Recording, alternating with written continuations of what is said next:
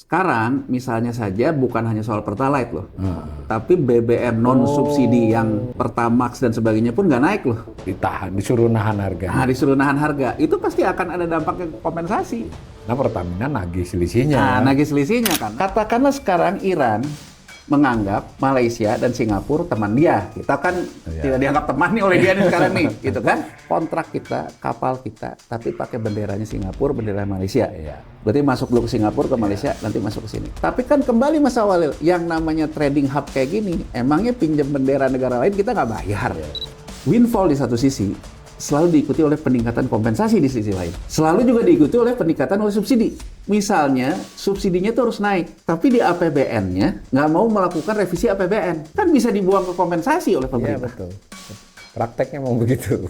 Pemerintah ini mengandalkan laporan keuangan Pertamina. Ya, ya. Pertamina di akhir tahun 2024, 31 Desember, kasnya tuh gede banget. Dia 15,29 miliar dolar. Miliar dolar. Pemerintah merasa punya peluang. Nggak usah kita naikin. Lebih dari 200 triliun dia punya kas loh. Iya, laba ditahan yang belum dialokasikan tuh hak pemegang saham, hak pemerintah juga. Dan antara. Hak dan antara. Jadi kurang, Bisa dirunding lah. Bisa dirunding. Kurang lebih, pemerintah tuh bisa mengatakan, Pertamina, saya nggak mau naikin tarif, kamu pakai duit kamu, kurang lebih gitu. Katakanlah kita bisa melalui, tapi kalau di 2027 fiskal kita juga masih berat, Pertamina juga DER-nya memburuk lagi, Iya. uangnya udah kepake, Utangnya banyak. maka sebetulnya 2027 kita mau menambah persoalan. Bukan hanya gagal fiskal, Fiskal Pertamina juga bisa default. Ya. Pertamina juga bisa default gitu loh.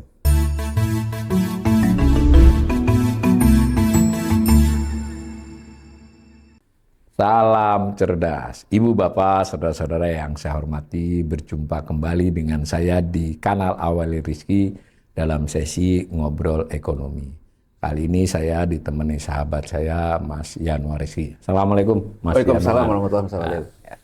Ini masih melanjutkan topik-topik yang sebulan ini menggila lah ya. Oil shock, lalu dampaknya kemana-mana. Nah, salah satu yang kemarin baru aja di depan DPR ya, Pak Purbaya Menteri Keuangan mengatakan APBN masih oke. Kemudian itu satu lagi adalah tidak akan menaikkan BBM bersubsidi ya sampai akhir tahun. Artinya subsidi tidak dikurangi dan seterusnya.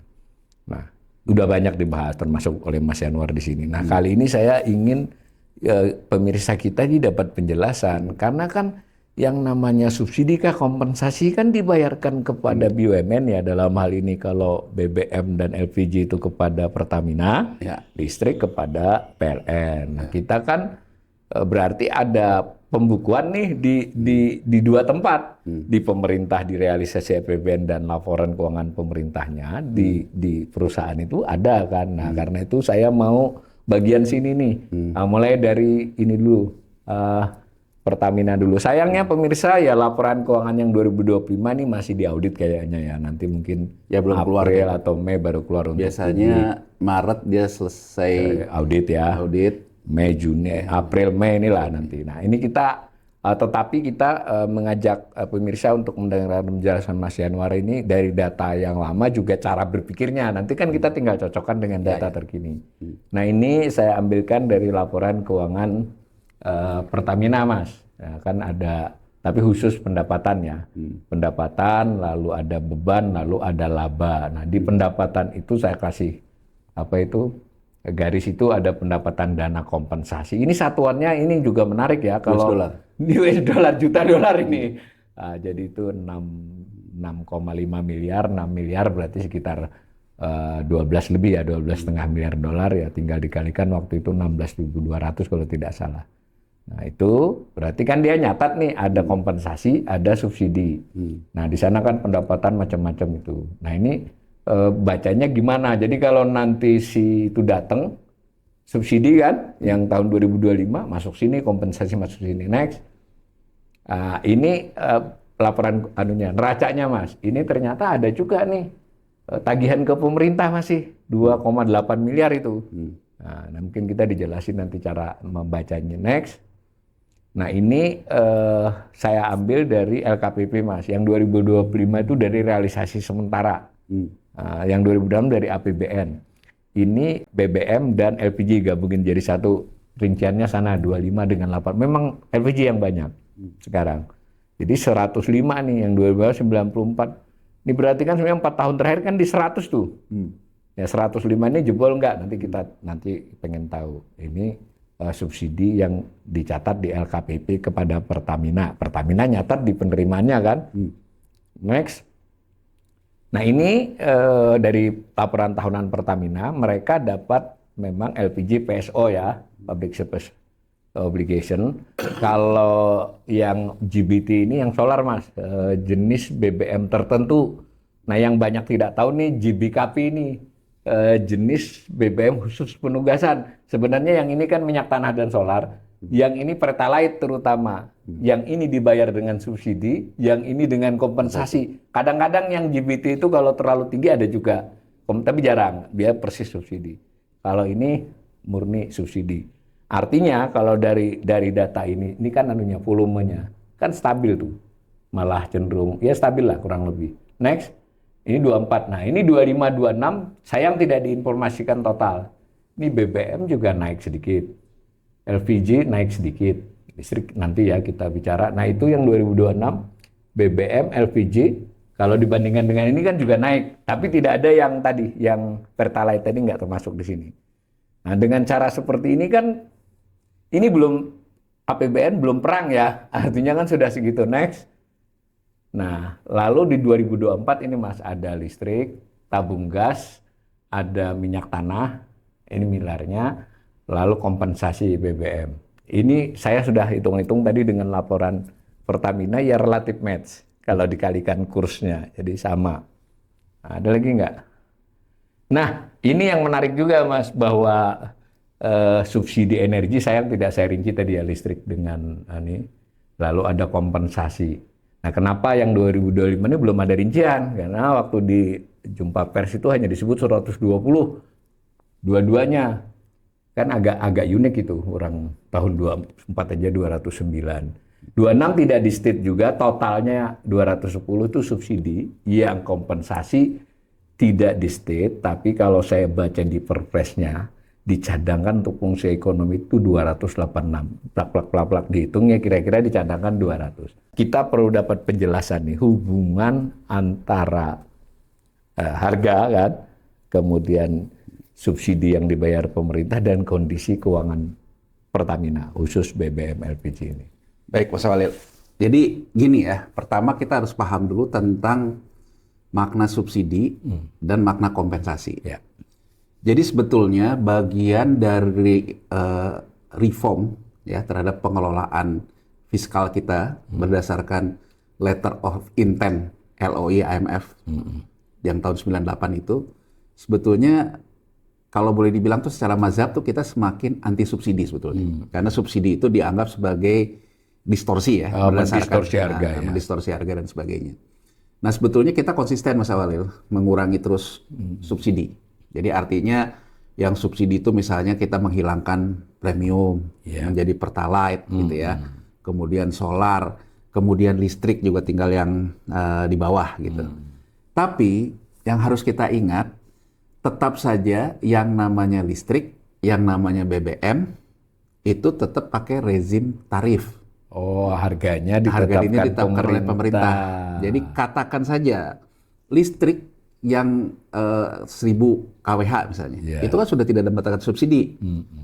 Tapi ketika PLN mengatakan harga keekonomian ataupun harga pasar dia di angka katakan aja 100 misalnya, dia mengajukanlah ke Kementerian SDM. Kementerian SDM, oh jangan 80 saja. Maka 20 itu menjadi kompensasi. Jadi sebetulnya terlepas kita sudah melakukan reform, menghilangkan subsidi, tapi pada dasarnya untuk stabilitas politik dan sebagainya, pemerintah itu tidak benar-benar melepaskannya sebetulnya. Jadi bedanya, kalau subsidi itu kan menjadi belanja yang mandatori di APBN. Ya, ditaruh di depan, di state. Di state di depan. Jadi di depan itu kan artinya begitu nanti terjadi subsidi, ya itu akan diserap. Jadi artinya kan tinggal menagih. Tapi kalau kompensasi ini dalam waktu berjalan, Mas Walil, misalnya saya ambil contoh, Ya, terutama pernah kita bahas juga yang nanti juga akan kita ulang ya, kita bahas ya. Kita bahas ketika kita membahas tentang laporan keuangan PLN. PLN itu mengalami situasi di mana pemerintah, kalau pakai bahasa gaya Menteri Keuangan Purbaya kan dicekek lah. Jadi artinya pemerintah itu mencekek harganya. Jadi artinya harganya nggak boleh naik. Listrik nggak boleh naik. Nah, kalau listrik nggak boleh naik, maka kompensasi naik. Sama aja dengan Pertalite dong. Ya sama. Sama. Jadi artinya kan sama juga loh. Kayak sekarang nih. Kita lihat sekarang nih. Sekarang misalnya saja bukan hanya soal Pertalite loh. Tapi BBM non subsidi yang Pertamax dan sebagainya pun nggak naik loh. Iya. Ditahan, disuruh nahan harga. Nah, disuruh nahan harga. Itu pasti akan ada dampaknya kompensasi. Karena Pertamina nagih selisihnya. Nah, nagih selisihnya karena kan gini loh. Sekarang kita bicara dulu Pertamina. Pertamina ada dua, Mas Awalil. Kalau secara akuntansi, ya, ketika saya menjual minyak ataupun bensin lah, ataupun solar, ataupun Pertalite dan sebagainya, itu datangnya dari kilang Pertamina sendiri. Maka ada harga pokok produksi namanya. Iya, di kilang ya. Di kilang. Harga pokok produksinya berapa? Iya. Begitu harga pokok produksinya tercapai, ditambah lagi ada yang disebut dengan harga pokok penjualan. Jadi HP produksi. Iya. HP produksi itu dalam hal dia melakukan eksplorasi. Iya. Ya, jadi ada pengolahan. biaya tenaga kerja langsung, yang di drilling, ya biaya ininya segala macam. Sampai jadi barang. Sampai keluar lah, sampai keluar Di sampai tempat. di tempat, Di pabrik. sampai menjadi BBM yang memang siap konsumsi. Iya. Itu harga pokok produksinya. Gitu ya, itu berapa per barrel kan gitu ya. Nah, setelah dia sampai ke harga pokok produksi itu, akan ada yang namanya biaya distribusi. Iya. Nah, Pertamina di era Presiden Jokowi kalau nggak salah, dikenakan kebijakan satu harga. Gitu loh, kebijakan satu harga ini mau dimanapun harganya harus sama. Padahal ongkosnya lain. Ongkosnya lain. Iya. Nah, tentu dengan kebijakan satu harga ini akan ada yang namanya HPP yang saling cross lah. Iya. Misalnya ketika saya jualnya nggak jauh dari kilang di Cilacap misalnya, gitu ya, kemudian dibawa ke Tanjung Priok, ya tentu harga pokok penjualannya di Jakarta beda dengan harga pokok penjualan di Papua. Harga pokok produksinya sama. Tapi harga pokok kan di harga pokok penjualan itu ada distribusi, logistik, ada ongkos lain-lain. Ada ongkos lain-lain, ya kan? Nah, itu kan akan beda-beda. Tapi karena kebijakan satu harga, sebetulnya dalam melihatnya di laporan keuangan Pertamina ini, HPP itu dibundling istilahnya Mas Awalil. Dibuat rata-rata. Nah, jadi harga pokok produksi kan, kalau itu kan relatif sama dari kilang. Begitu harga pokok penjualan, biayanya dibundling karena kebijakan satu harga. Gitu loh, kebijakan satu harga baru jadi artinya satu nasional jadi sama. Jadi dibundling berapa HPP distribusi logistiknya di Jawa, berapa di Sumatera, berapa digabung. Jadi unit cost-nya tuh tidak variable cost, tapi menjadi unit cost gitu, digabung semua. Kan kalau variable cost kan ya sesuai dengan biaya logistik dan distribusi per masing-masing daerah, ya. Nah, setelah dapat harga pokok penjualan, jadi harga pokok penjualan ini kan harga pokok produksi plus harga pokok penjualan dalam artian biaya pemasaran, biaya penjualan segala macam. Barulah saya akan ketemu harga dasar. Harga dasar saya mau jual di SPBU itu berapa per liter? 5.000 kah? 10.000 kah? Gitu loh. Nah, tentu usaha apapun kan harus ada margin, Mas Awalil.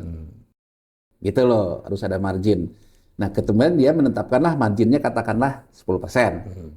Gitu kan? Harga jualnya artinya HPP produksi tadi ditambah biaya segala macam akan ketemu HPP penjualan. HPP penjualan plus margin itulah harga jual. Gitu loh Mas Awalil. Harga jual ke konsumen. Ke konsumen. Nah, sekarang kita lihat rezim subsidinya di mana.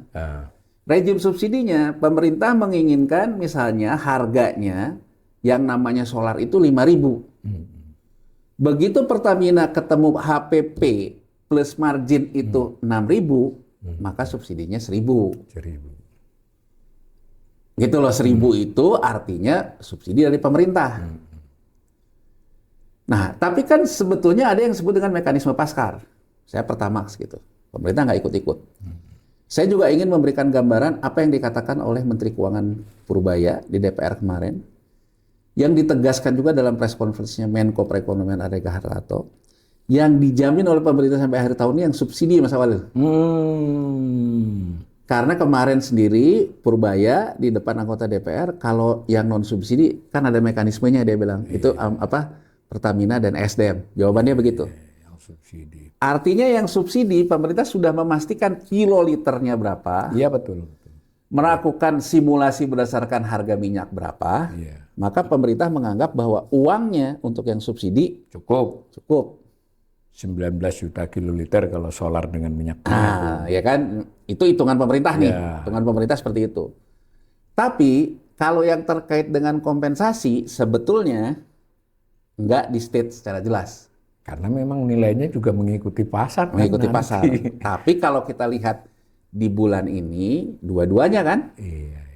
artinya sebetulnya kalau kita perhatikan, Mas Awalil, dari kebijakan yang ditempuh oleh pemerintahan Presiden Prabowo Subianto ini, satu, yang subsidi dipastikan tidak naik sampai ke akhir tahun. Dua, sampai dengan bulan April ini pun, yang non-subsidi pun tidak dinaikkan. Artinya secara fiskal sebetulnya pemerintah berkomitmen untuk membayar kompensasi. Betul, kompensasi. Dan atau peningkatan subsidi karena ada segala macam. Dan atau itu memang. Dan atau. Iya. Jadi kan bisa saja subsidinya pun nambah Mas Awal, sehingga perlu iya. revisi APBN ya. Iya. Nah, gitu loh. Tapi kan kompensasinya naik. Nah, sekarang kita lihat nih Mas Awal. Tadi saya ngelihat kalau minyaknya itu didapatkan dari kilang sendiri. Ya. Bagaimana kalau minyaknya didapatkan dari beli, Iya. impor? Impor. Maka kita tidak sebutnya juga tidak harga pokok produksi. Ini berlaku juga untuk LPG ya. Untuk LPG, Sama. berarti kan harga kita beli, ya beli itu sampai ke namanya tuh FOB. Jadi kalau misalnya sekarang saya beli kontrak nih, kontrak minyak, ya kontrak minyak di bursa komoditas. Saya beli kontrak lah yang harganya sekarang katakanlah 100. 100 ini untuk pengiriman bulan ini. Kan saya beli berarti harganya 100. 100 ini sampai ke saya, ke tempat saya. Pelabuhan, Pak. Pelabuhan, namanya tuh FOB. FOB. Kenapa kemudian isu Hormuz ini menjadi mengemuka? Katakan saya udah dapat nih kontraknya, harga 100. Iya. Settlement juga terjadi, masukin ke tanker saya. Iya. Tapi begitu di Hormuz, tanker saya nggak bisa lewat. Iya. Nah begitu tanker saya nggak bisa lewat, saya sudah bayar kontraknya, Iya. tapi ini juga terhenti di sini. Iya. Ini tentu akan menambah lagi harga pokok, Mas Awalil. Iya. Biaya Freight, asuransi, biaya segala macam itu akan nambah. Jadi artinya meskipun saya dapat kontrak 100 tapi karena ada hambatan di sini bisa jadi nambah 120. Atau kalau terpaksa memutar nggak melewati Hormuz juga freight-nya bertambah. Jadi artinya yang harus kita baca hari ini, saya gini Mas Awal. Dari sudut pandang membaca data pasar finansial, terutama pasar komoditas migas, saya katakan apa yang dikatakan oleh Menteri Keuangan benar. Dia mengatakan sampai hari ini rata-ratanya tuh 74. Iya, Artinya mulai dari Januari mulai soalnya. Januari. Yang 100 baru-baru aja. Artinya gini loh Mas Awil. Ketika Pertamina itu untuk pengadaan barangnya itu dari impor bukan dari eksplorasi. Pertamina kan pernah dapat yang harganya 64. Iya. Pernah dapat yang harganya berapa? Anggap saja yang kemarin sempat ribut, yang 21 hari itu. Iya. Berarti kan sekarang dalam kilang kita, kalau sekarang udah nggak 21 hari lagi kan? Iya. Kita punya cadangan minyak yang harganya masih 64-an Mas Walil. Iya. Kecampur masih. Nah, masih ada di sini nih. Artinya kalau barang 64 itu belum habis, memang tidak ada alasan untuk menaikkan Mas Walil. Belinya dulu segitu. Memang belinya segitu. Ya kayak orang jualan biasa lah. Nggak ada alasan Kulakan lama. nggak ada alasan untuk menaikkan, dan bahkan dari sisi asumsi APBN pun selisihnya masih selisih positif kan? Iya. Masih di bawah asumsi. Masih di bawah asumsi. Artinya secara rugi laba subsidinya masih dalam posisi laba. Ya kan? Ya. 70 kurang 64, 6 barrel per ini kan. Memang tidak ada alasan untuk itu.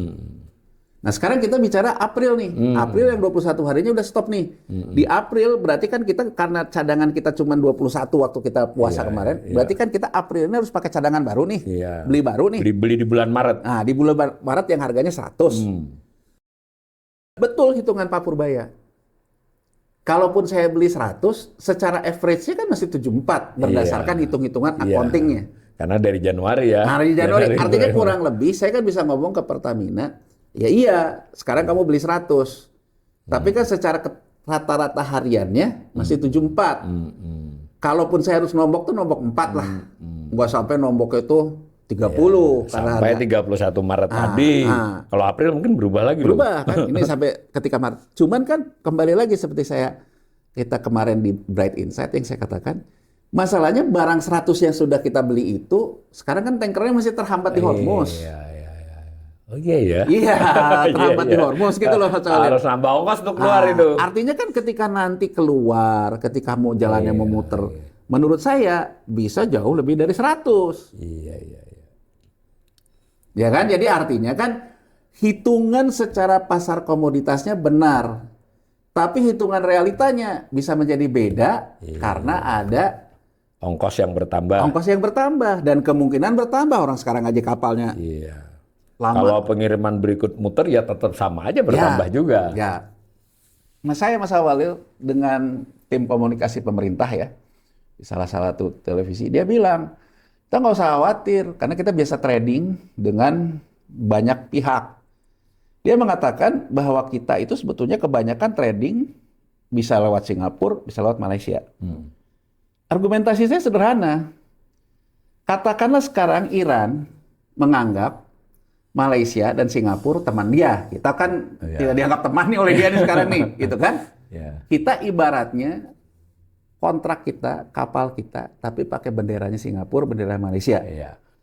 Berarti masuk dulu ke Singapura, ke Malaysia, nanti masuk ke sini. Tapi kan kembali Mas Awalil, yang namanya trading hub kayak gini, emangnya pinjam bendera negara lain kita nggak bayar. Ya Mas Awalil ya. Jadi betul.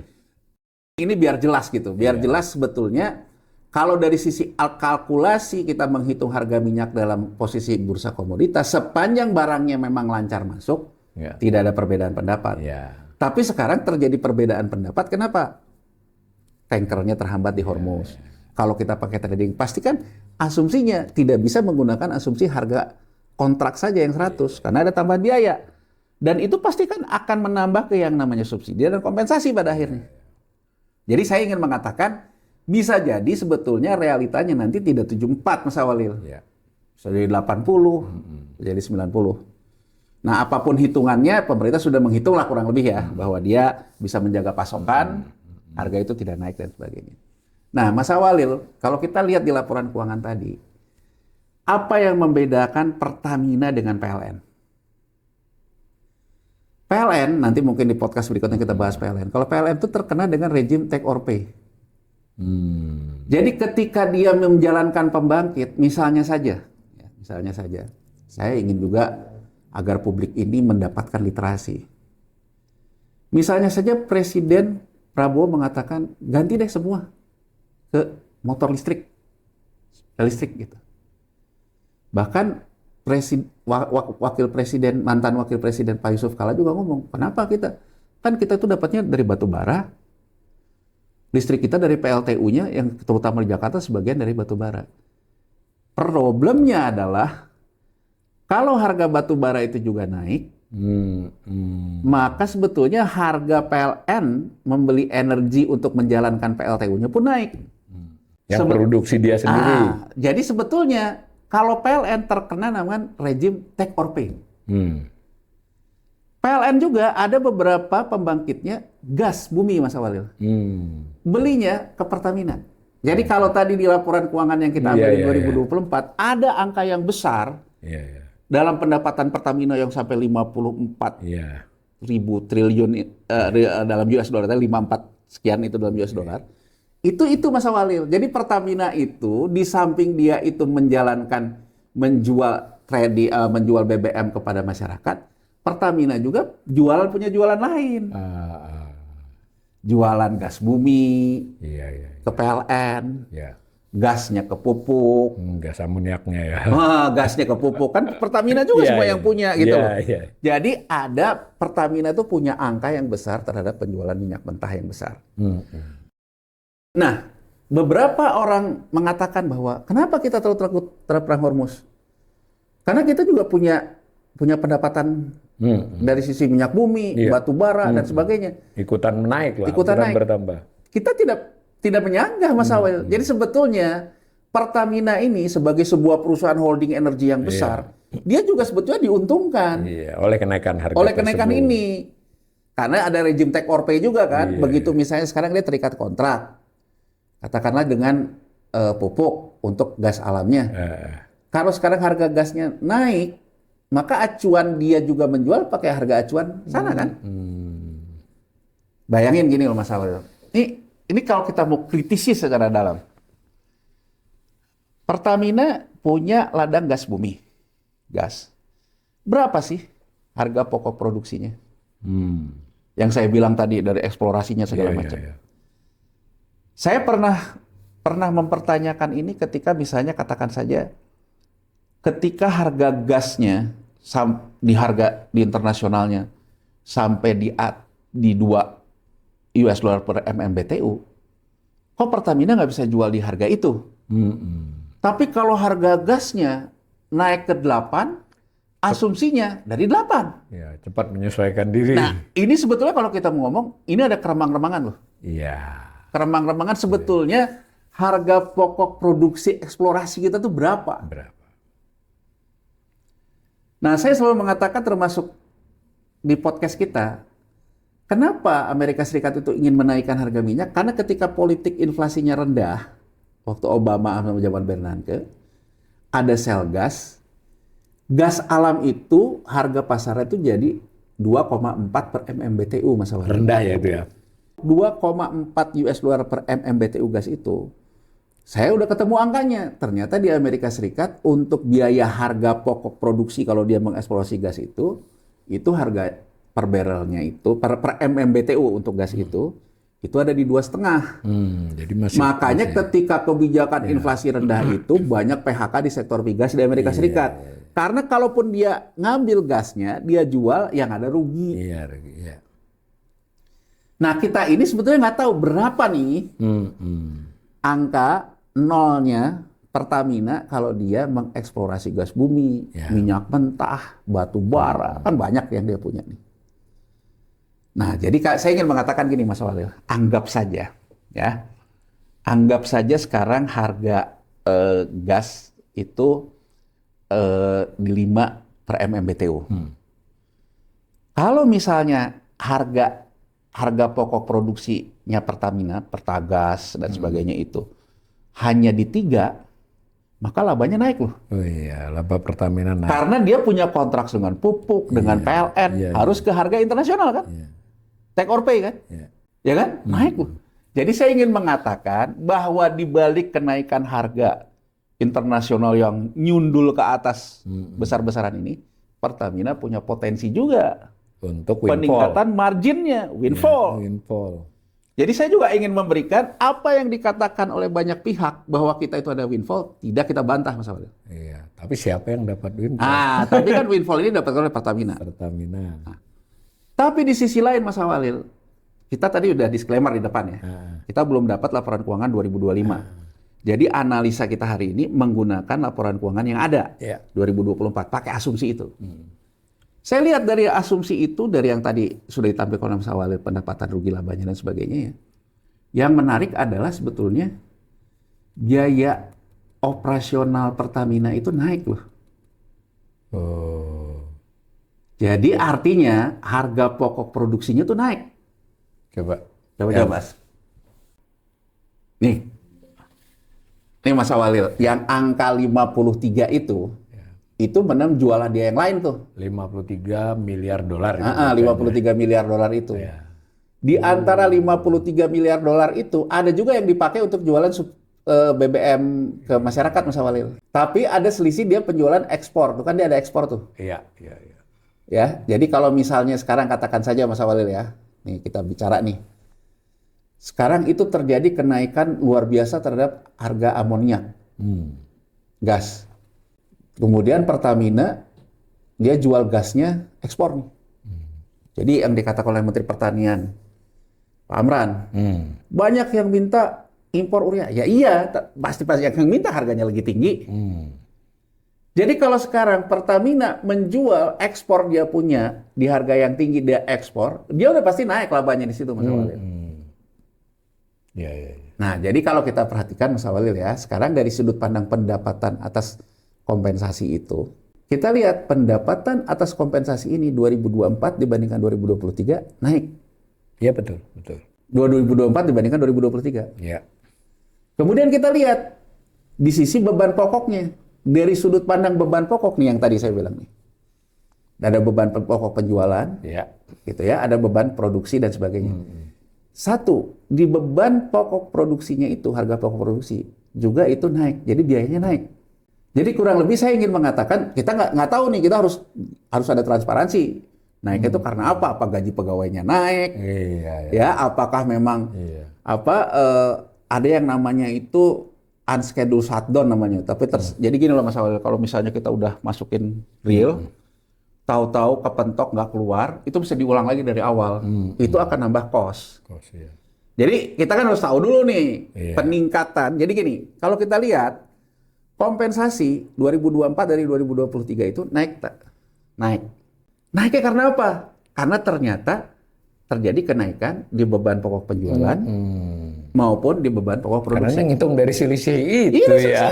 Ini gambaran loh. Jadi terlepas dari Pertamina juga mendapatkan peningkatan penjualan. Iya. Artinya di 2024 yang harga minyak dunianya lebih mahal dibandingkan 2023. Iya. Betul Pertamina mendapatkan windfall di sisi penjualan dan ekspor minyak mentah. Tapi di sisi lain Pertamina juga menambah yang namanya beban pokok penjualan, beban pokok produksi, yang ujung-ujungnya dibayar oleh kompensasi. Ya. Jadi apa yang ingin saya kasih gambaran?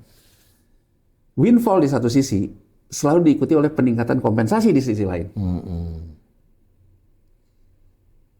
Selalu juga diikuti oleh peningkatan oleh subsidi. Ya.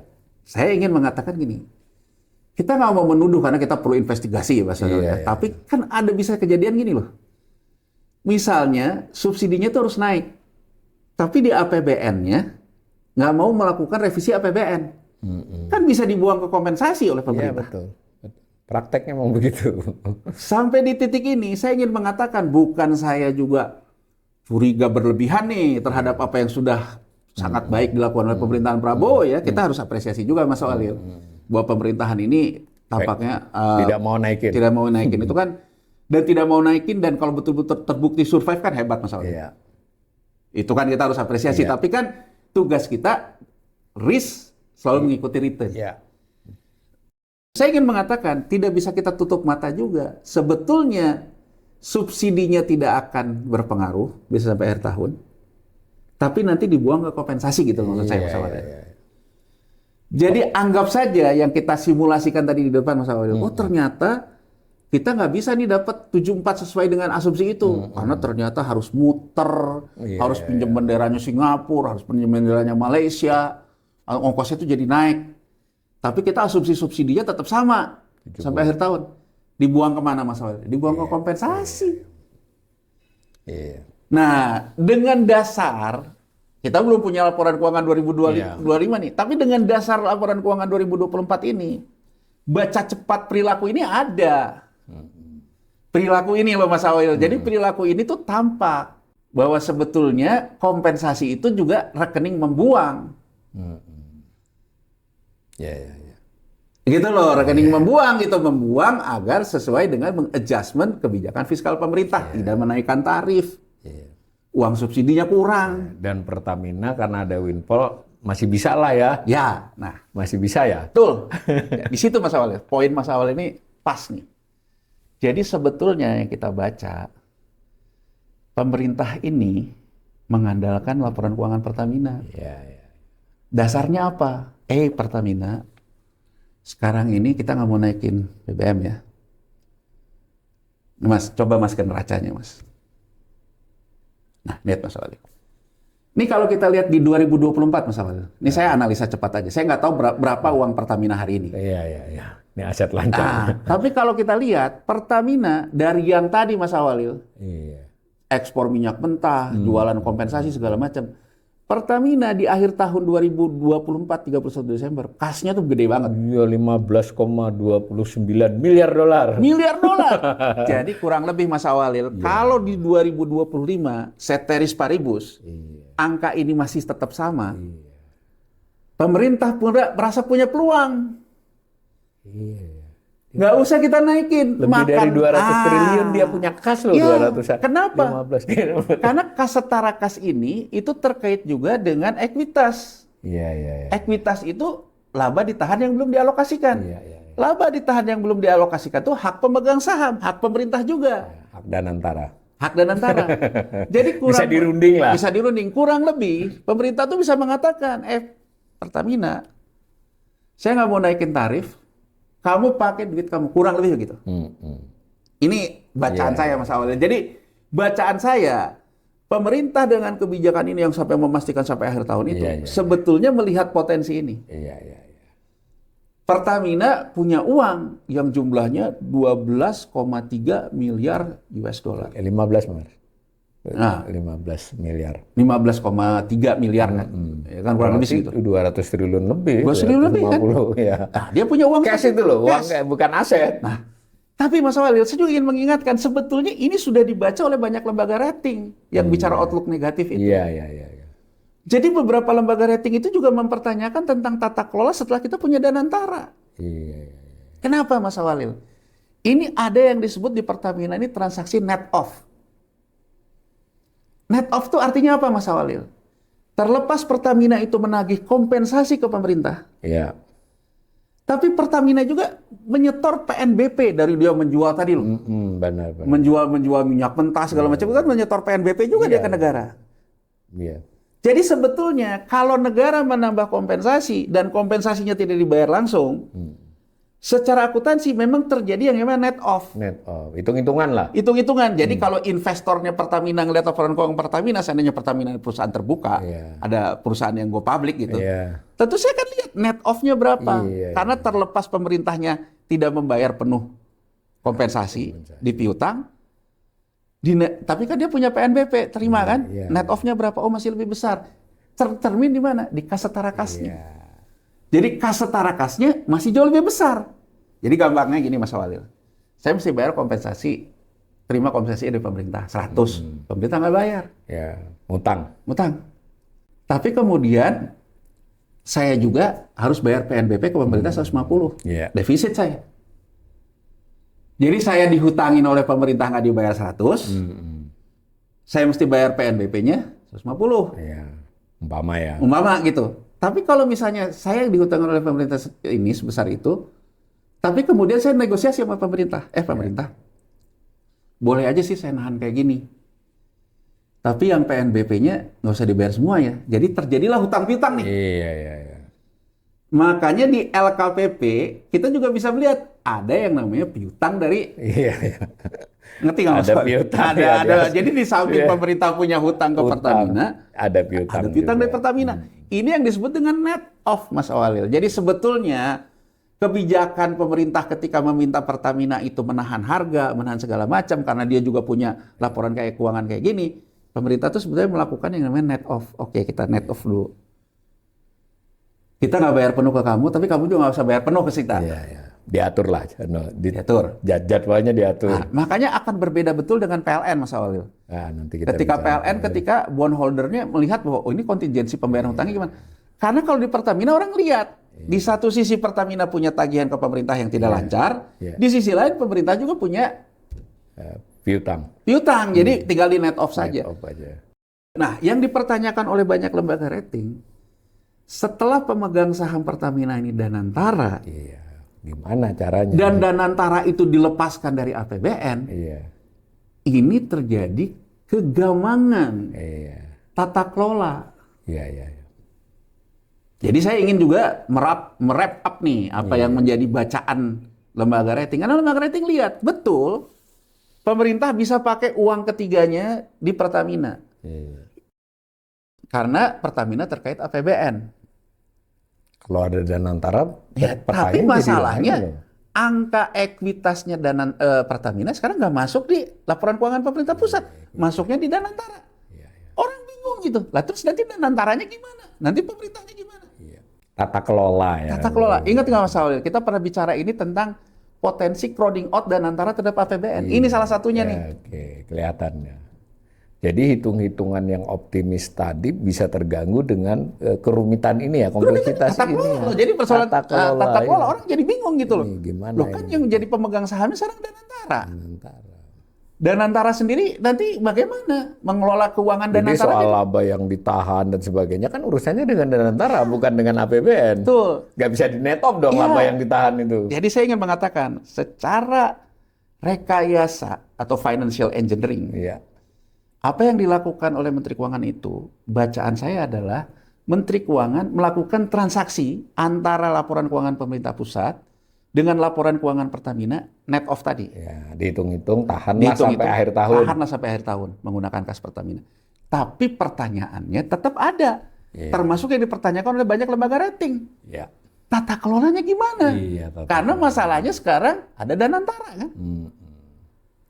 Dan itu pun tetap dengan asumsi mungkin di rata-rata di 80-an. Kalau 100 hitungannya juga bisa beda Iya, loh bisa kan. beda. Nah, bisa beda. Sekarang kita udah dapat tuh Mas Walil Ya. benang merahnya. Jadi kalau menurut saya asumsi di 2020 sampai hari ini uang Pertamina di kasnya itu masih sebesar itu. Iya, iya. Sebutlah Saya- 300-an Ya, triliun lah, 300 250-300 triliun. Saya mengkalkulasi, saya mendengarkan apa yang disampaikan oleh Menteri Keuangan Purbaya, dia sudah simulasi sampai 100, Harganya, ya. ada berapa 100, tapi dia bilang average-nya jadi 100. Ya, Jadi dia tidak average. 74 lagi. Oh. Nah, dengan average 100 sampai akhir tahun nanti, average hariannya 100, menurut dia subsidi nggak akan naik.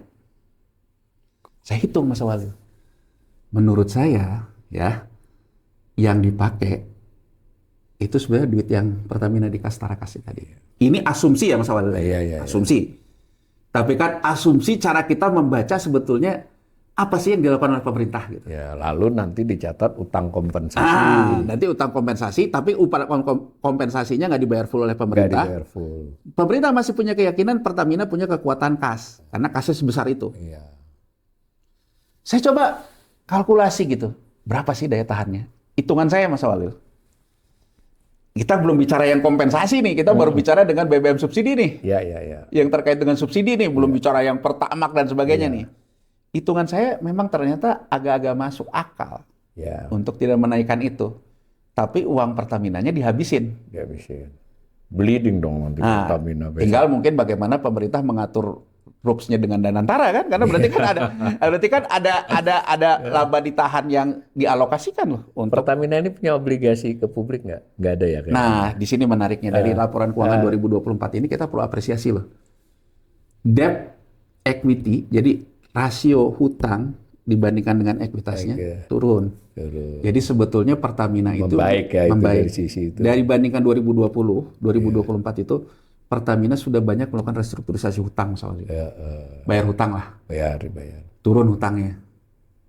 Jadi kita juga harus berimbang nih kalau kita. Berarti dari sisi itu ada sedikit daya untuk nambah hutang ya. Jadi menurut bacaan saya, karena DER-nya, debt to equity ratio-nya membaik, karena kas setara kasnya meningkat, meskipun di laporan keuangan 2024 itu ada tren bahwa terjadi peningkatan biaya operasional, overhead, peningkatan pendapatan kompensasi, yang ini sebetulnya kurang baik, Mas Awalil.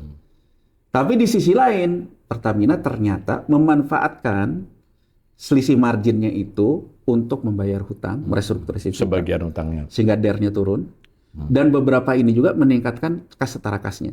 Jadi singkat cerita Mas Awalil, kalau sekarang saya jadi Menteri Keuangan, bayangan saya, yang dibaca oleh Menteri Keuangan Pak Purbaya itu ini, bahwa Pertaminanya punya kekuatan kesehatan keuangan. Ya, Karena cukup kuat dan cukup sehat. kuat, karena DER-nya lagi membaik, Iya. kas setara kasnya ada. Iya. Di mana simulasinya Mas Awalil? Jadi saya hitung nih, oke deh, kalau seandainya Pertamina terus disuruh nalangin ini, semua dibuang dulu ke kompensasi. Jadi kurang lebih gini loh. kelihatan kaya, tapi kayanya sama piutang, bukan sama kas. Karena Iya, kasnya iya. dihabisin terus Iya, gitu. iya. Jadi kelihatan, wah piutangnya, jadi tagihan ke pemerintahnya naik. Karena pemerintahnya juga tidak mau merubah asumsi APBN, berarti kan dihutang nih. Pemerintah nggak bayar penuh nih. Iya. Berarti Pertamina dianggap cukup kuat untuk mengambil kasnya. Nah, Ngutangi pemerintah kuat lah, gitu, kuat lah, gampangnya. gampangnya gitulah. Pokoknya ngutangin pemerintah dulu, pakai duit kamu dulu dah, kurang lebih gitu. Iya.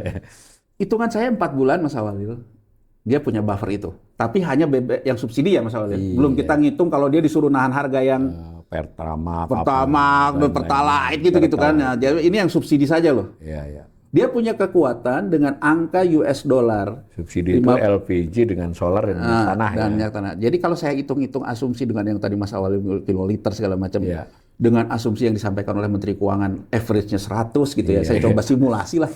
Simulasi gitu kurang lebih ya. Tapi mungkin simulasi cepat ya Mas Awalil, kan harus pakai modeling kalau mau benar. Tapi kalau simulasi cepat saya, kelihatannya 15,3 miliar US dollar itu memang sanggup. Sanggup. Ya. Tapi kalau hitungan saya 4 bulan. Iya, bukan sampai akhir tahun. Kalau sampai akhir tahun. Tapi karena dernya itu masih punya ruang, berarti gitu Pertamina loh. bisa cari utangan. Pertamina bisa cari utang. Gitu loh Mas Iya, Awalil. iya. Jadi artinya Iya. kalau pemerintah lagi sulit nyari utang, Iya, karena Pertamina tuh dernya lagi membaik, bisa dia dia bisa cari lebih utang. mungkin dia cari utang. Dia bisa mungkin cari utang. Tapi kalau ngutangnya ke Bank Himbara juga gimana? Nah, itu kan pertanyaannya. Kalau dia obligasi, berarti kan juga harapannya internasional kan Ya. obligasinya. Tapi hitungan saya gini, kan kita selalu mengatakan asumsinya, ya saya pakai simulasi gini Mas Walid. Oke, apa yang terjadi kalau asumsi kurs rupiahnya di angka hari ini Nah, 17 ribuan, ya. minyaknya di 100 gitu.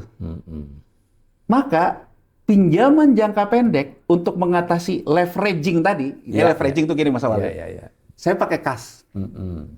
Kas saya kalau dipakai semua, kan ketahanan keuangan saya juga rapuh kan.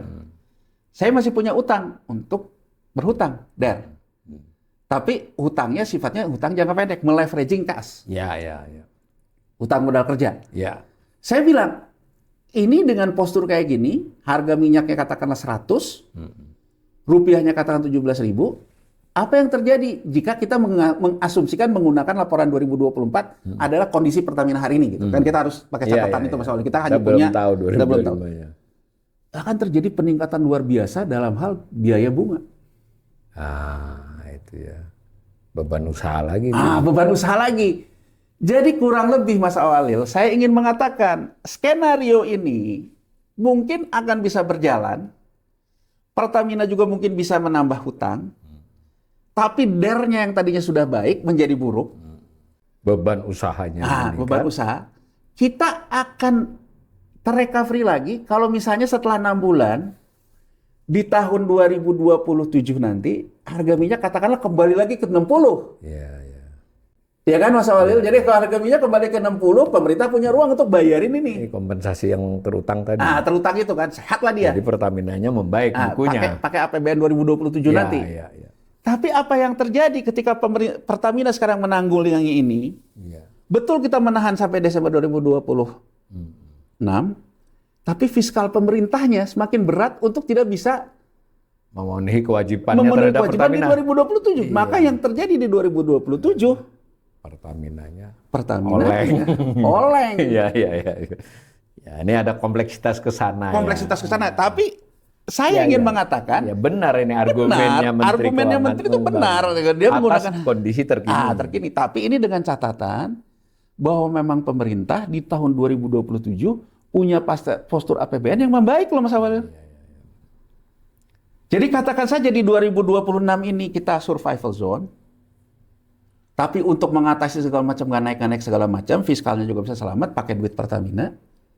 Tapi kalau di 2027 terus memburuk. Ya. Jadi saya ingin mengatakan strategi ini benar, tapi permainan di pinggir jurang. Iya, terlalu berisiko.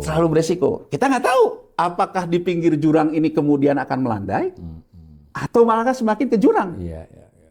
Itu ya yang fenomena Jadi, terkininya. Saya ingin memberikan gambaran literasi saja buat kita. Iya, iya.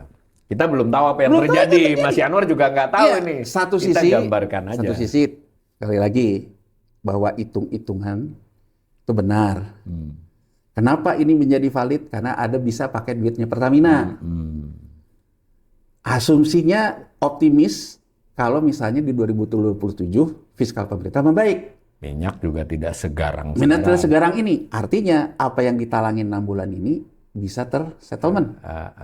Tapi kan ada asumsi kalau ini tidak tercapai, Mas Awalil. Kalau asumsi ini tidak tercapai, maka sebetulnya crash-nya di 2027 kan. Dan ingat loh, di 2027 tekanan hutang jatuh tempo kita masih tinggi loh. Masih tinggi. Beban hutang kita juga masih tinggi loh. Masih tinggi. Jadi saya ingin kita tuh fair dalam melihat segala sesuatu tuh fair. Jangan menggeser juga beban sekarang ke besok semua Iya, kan. jadi- Bahaya juga. Jadi satu sisi bahwa ini kan dia kan selalu bilang, kan menterinya saya gitu. Ya terlepas dari ad hominemnya dan sebagainya ya. Iya. Kita coba dudukkan dulu deh.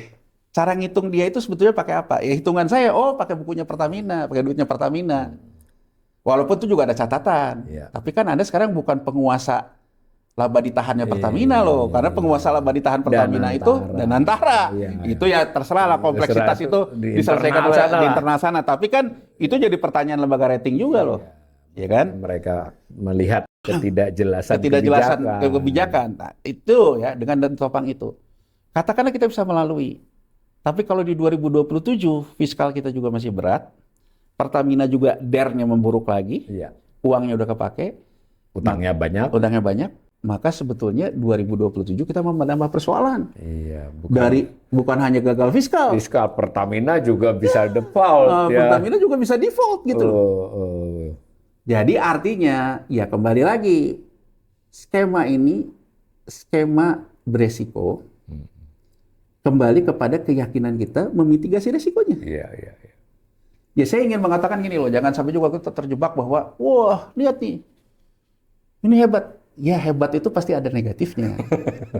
Ya kan? Karena ekonomi itu selalu pilihan, ada opsi-opsi yang harus kita gambarkan. Artinya kan ekonomi itu kan ilmu memilih kelangkaan. Iya, ilmu memilih kelangkaan. Di antara yang tersedia Di pilihannya. antara yang tersedia itu kan ada kelangkaan-kelangkaan. Jadi kalau sekarang misalnya, kalau harga BBM ini naik, argumentasinya sih sebenarnya simpel Mas Alil. Kalau harga BBM ini naik, sebetulnya memang mempercepat yang namanya krisis sosial politik kan. Iya, itu yang dikhawatiri kelihatannya. Tanpa diutarakan. Karena kelas menengah kita yang semakin tertekan. Ya udah deh, topanglah kelas menengah ini, pakai duit Pertamina dipakai aja. Tapi kan tetap ini ada batasnya. Iya, iya, iya. Ya kan? Kalau asumsinya ternyata perang selesai, segala macam selesai, mungkin kita memang. Iya. Tapi banyak juga analisis perang selesai, tapi minyaknya tidak otomatis turun juga. Saya ingin menggambarkan juga gini Mas Walid. Mungkin problem kita bukan hanya soal minyak, karena APBN kita sebelum persoalan minyak pun APBN kita sudah berat. Kita udah sering bahas, ya kan? Jadi artinya ini momen sebenarnya untuk introspeksi dan memperbaiki semua. Iya, kan? Jadi kan artinya tanpa minyak saja fiskal pemerintah sudah bermasalah. Iya, iya, iya. Sekarang ada tekanan minyak, pemerintah merasa menggunakan uang Pertamina. Iya. Begitu nanti katakan saja mau mengganti uang Pertamina, persoalan fiskal yang lamanya belum tentu selesai loh Mas Awalil, meskipun harga minyaknya udah turun loh. Iya, iya, betul. Ya, semoga ini memang sudah dihitung secara matangnya Mas Awalil ya. Jadi termasuk apa pilihan-pilihannya ini. Iya. Jadi saya ingin mengatakan Mas Awalil, intinya apa yang saya baca, satu sisi ya dari sudut pandang populisme, bahwa pemerintah Indonesia tidak menaikkan BBM di tengah negara lain menaikkan BBM. Ini akan valid sebagai sebuah terobosan ya. Tapi saya ingin menggambarkan terobosan ini dasarnya kok bisa pemerintah yakin ini. Yang saya bisa baca, ini analisis ya. Oh ternyata menggunakan kas setara kasnya Pertamina yang besar. Memanfaatkan juga posisi debt to equity ratio Pertamina yang membaik. Sehingga nanti yang utang Pertamina. Yang utang Pertamina. Tapi hitungan saya ini hanya bisa 4 sampai 6 bulan. Amannya segitu. 4 bulan kas setara kas bisa Tapi setelah 4 bulan Pertamina mau nggak mau harus ngambil hutang kalau hitungan saya. Ya, ya. Nah, dengan Pertamina ngambil hutang, kalau situasinya US dollar masih di angka sekarang, minyaknya masih di angka ini, yield sekian, beban bunga itu naik. Iya. Artinya kan Pertamina harus bayar kegerus lagi. bunga yang besar. Kuncinya dari 2 skema ini hanya satu, pemerintah mempercepat pembayaran kompensasinya. Ya, supaya dia nggak perlu ngutang banyak-banyak Pertaminanya. Nah, ketika pemerintah melakukan pembayaran kompensasi, kalau sekarang katakan saja pemerintah punya konsentrasi fiskal yang lain, semoga pas bulan ke-6-nya pemerintah sudah bisa bayar. Iya, begitu ya. Kompensasinya gitu loh. Tapi kan ini kan ada beberapa resiko yang bisa terjadi. Jadi sebetulnya itu kondisinya. Jadi artinya kalau sekarang pertanyaannya adalah, kok bisa pemerintah tidak menaikkan harga? Ya pakai keuangan Pertamina. Ya. Ini kita baru bicara angka subsidi loh Mas Walil. Iya. Bagaimana ceritanya kalau pemerintah juga tidak mau menaikkan harga Pertamax misalnya, karena kan kelas menengah kita juga. Iya. Ini akan tambah berat loh hitungan. Jadi hitungan asumsi saya 4 bulan 6 bulan tadi itu hanya hitungan subsidi. Tapi kalau pemerintah juga di bulan April ini kan menahan juga yang non subsidi loh. Iya. Kalau ini terus berlanjut Mas Walil, hitungannya bisa lebih cepat bukannya 4 bulan 6 bulan. Gitu ya. Nah, demikian pemirsa, kita dapat penjelasan dari Mas Yanuar. Tapi saya mengulangi perkataan Mas Yanuar ini melakukan analisis berdasarkan data-data yang tersedia. Kemudian dengan cara lazimnya menalar keuangan negara maupun keuangan Pertamina. Belum tentu benar kan begitu. Tapi kita mau coba fair menyampaikan ini, kita puji, kita apresiasi bahwa hitungannya Kementerian Keuangan, Menteri Keuangan itu ada benarnya. Tapi tadi disampaikan tetapinya dengan risikonya. Mudah-mudahan memperkaya pandangan para pemirsa ini. Berjumpa lagi di kesempatan lain. Terima kasih. Sama-sama.